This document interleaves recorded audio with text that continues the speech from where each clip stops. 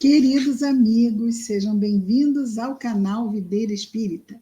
Meu nome é Cristina Brito, este é o programa Projeto 15 Minutos, o Livro dos Espíritos. Aqui, diariamente, estudamos por mais ou menos 15 minutos a primeira obra da codificação espírita, realizada por Allan Kardec, o Livro dos Espíritos. Estamos atualmente na parte do Livro dos Espíritos chamada de Livro Segundo. Esse livro segundo tem 11 capítulos. Ele trata do mundo espiritual ou mundo dos espíritos.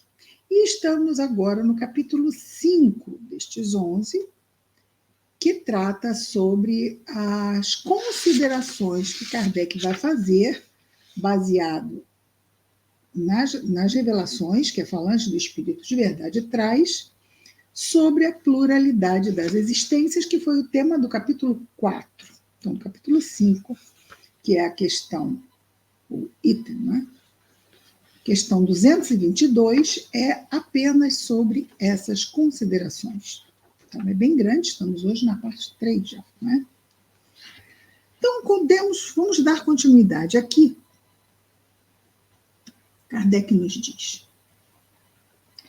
temos ouvido o seguinte raciocínio: Deus, que é soberanamente bom, não pode impor ao homem, ao ser humano, a obrigação de recomeçar uma série de misérias e tribulações. Acharão, porventura, que Deus seja mais bondoso a condenar o ser humano a sofrer perpetuamente em razão de alguns erros momentâneos, como assim diz a doutrina do inferno, não é? Que condena um ser por uma única encarnação a toda uma eternidade no inferno. Quer dizer, Deus seria mais bondoso se assim fizesse do que em lhe conceder os meios para reparar as suas faltas? E aí ele coloca entre aspas este caso. Um exemplo: 2 fabricantes tinham cada qual um operário que podia aspirar a se tornar sócio do respectivo patrão. Aconteceu que esses 2 operários, certa vez, empregaram muito mal o seu dia, merecendo ambos serem despedidos. Um dos fabricantes despediu o seu empregado, apesar de suas súplicas, e este, não tendo encontrado trabalho, morreu na miséria. O outro disse ao seu: perdeste um dia, e por isso me deves uma compensação. Fizeste mal o trabalho e me deves uma reparação. Eu te permito recomeçar. Trata de executar o teu trabalho bem, e eu te conservarei, e poderás continuar aspirando à posição superior que te prometi. Será preciso perguntar qual dos 2 fabricantes foi mais humano? Deus, que é a própria clemência, seria mais, vamos dizer aqui, ele usa aqui o termo inexorável, seria mais duro do que o homem? A ideia de que o nosso destino está fixado para sempre em razão de alguns anos de prova, ainda mesmo quando não dependeu de nós alcançarmos a perfeição na Terra, tem qualquer coisa de pungente, ao passo que a ideia oposta é eminentemente consoladora. Ela nos deixa a esperança. Vamos rever essa frase.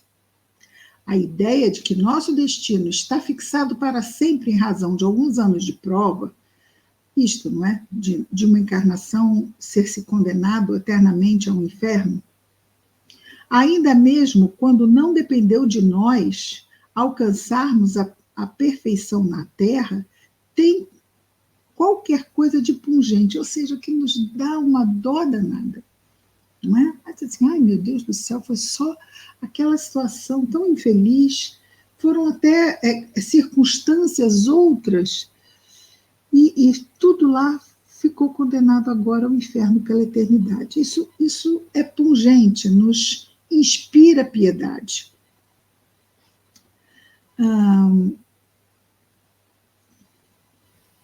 Ao passo que a ideia oposta, ou seja, vá lá, repara quantas vezes forem necessárias, aí segue adiante, progredindo sempre, é eminentemente consoladora.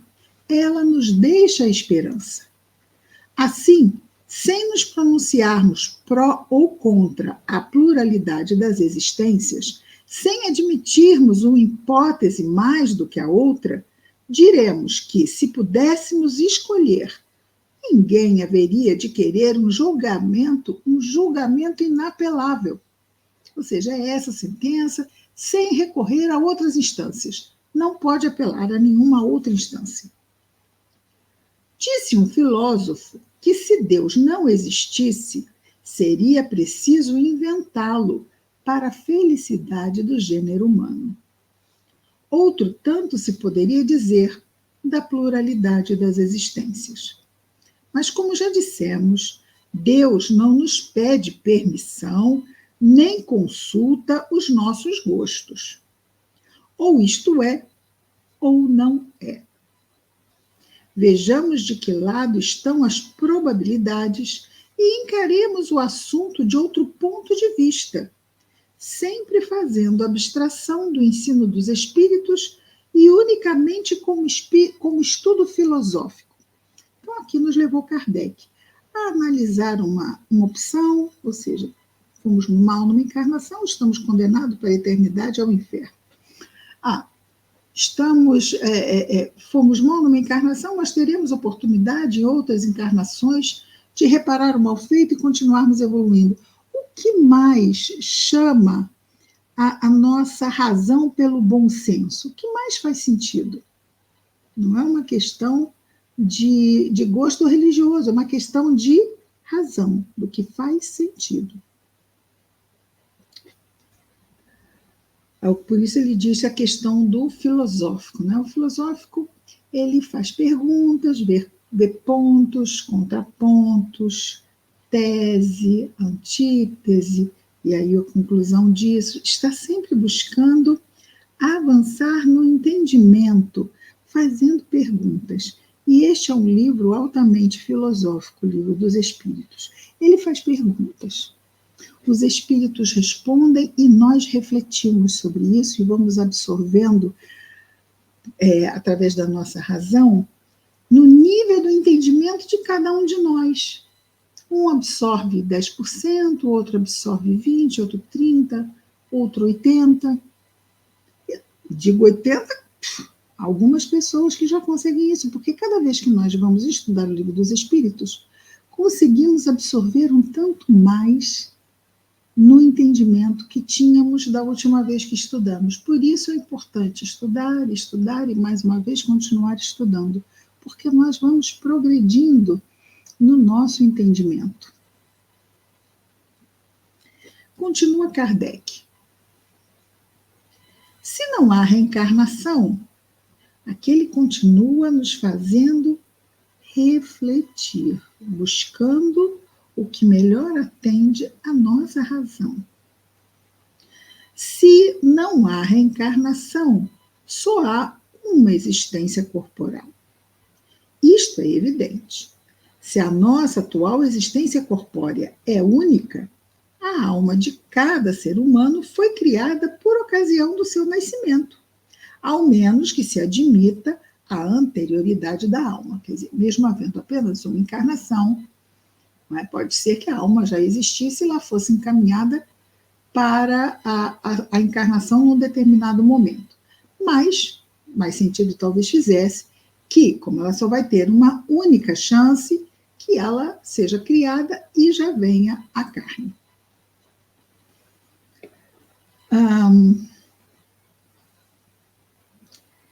E aqui vamos voltar. Se a nossa atual existência corpórea é única, a alma de cada ser humano foi criada por ocasião do nascimento, ao menos que se admita a anterioridade da alma, caso em que caberia perguntar o que era a alma antes do nascimento, e se o estado em que se achava não constituía uma existência sob uma forma qualquer.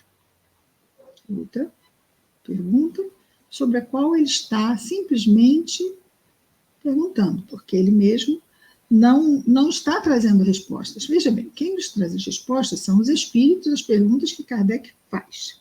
Aqui, Kardec tece considerações a partir dos ensinos dos espíritos, mas ele, como é um grande professor, ele nos faz desenvolver a capacidade do nosso entendimento pela nossa, não é, inteligência em elaborarmos as informações. Vou tentar espirrar. Bom, vamos adiante. Não há meio termo. A alma existia, né, porque ele vai falar assim, bom, se ela existia, em que forma ela existia antes da encarnação? Isso se ela fosse mergulhada apenas uma vez na carne, ok? Não há meio termo. Ou a alma existia ou não existia antes do corpo. Se existia, qual a sua situação? Tinha ou não tinha consciência de si mesma? Se não tinha consciência de si mesma, era mais ou menos como se não existisse.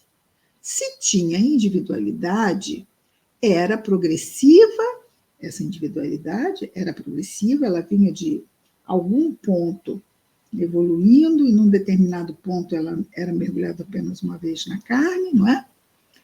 Era progressiva ou estacionária, ou seja, existia, mas não progredia de forma alguma.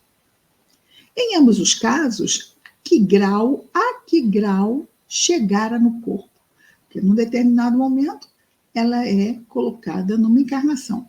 Mas qual é o grau que ela tinha que atingir para ir para a encarnação? E isso tudo dentro da hipótese de termos apenas uma encarnação, ok? Admitindo, segundo a crença vulgar, que a alma nasce com o corpo, ou o que vem a ser o mesmo, que antes de encarnar ela só dispõe de faculdades negativas, porque ela não teve ainda oportunidade de fazer escolhas voltadas ao bem, então é como se ela não estivesse podendo fazer o bem, ainda não encarnou, não é? Não negativas no sentido mal, negativas no sentido de não trabalhadas, não é? Formulamos as seguintes questões. Então, agora ele vai nos trazer aqui 6 questões, baseado nisso, né? Bom, sendo uma encarnação só, em que ponto que a alma encarna a partir da sua criação, ou se ela é criada e encarna imediatamente. Aqui ele faz as 6 perguntas, ok? Mas não as responde, ele simplesmente faz as perguntas. Primeira pergunta: por que a alma mostra aptidões tão diversas e independentes das ideias adquiridas pela educação? Ora, se foi criada junto com o corpo, mas nasce com certas ideias. Como assim? Se ela foi criada junto com o corpo. Por que a alma mostra aptidões tão diversas uns dos outros, nós uns dos outros, quando nascemos, né, temos aptidões diversas, claro é. Tão diversas e independentes das ideias adquiridas pela educação. De onde vem a aptidão? Segunda questão. De onde vem a aptidão extranormal de algumas crianças de tenra idade para esta arte ou aquela ciência, enquanto outras se conservam inferiores ou medíocres durante a vida inteira? Vemos isso acontecer, não é? Ainda hoje. Isso aqui ele escreveu no meio do século XIX. De onde vem, terceira questão, para uns as ideias inatas ou intuitivas que não existem em outras pessoas? Quarta, de onde vêm em certas crianças os instintos precoces para os vícios ou para as virtudes, os sentimentos inatos de dignidade ou de baixeza, contrastando com o meio em que nasceram? Então, às vezes, um meio nobre com pessoas com sentimentos inatos de baixeza, às vezes meios muito comprometidos em vícios, e aquela alma chega ali com sentimentos inatos de nobreza moral, estamos falando, não é? E vamos deixar a quinta e a sexta para amanhã. Essas foram as 4 primeiras perguntas de Kardec, a partir dessa ideia da alma ser criada quando nasce. Será que a nossa razão aceita essa ideia, essa concepção tão facilmente? Então, ele está fazendo aqui nos oportunizando checarmos com a nossa razão mais a fundo a qualidade dessa ideia ou dessa hipótese. Ok? Amanhã estaremos de volta com mais um programa, Projeto 15 Minutos, o Livro dos Espíritos. Muita paz a todos.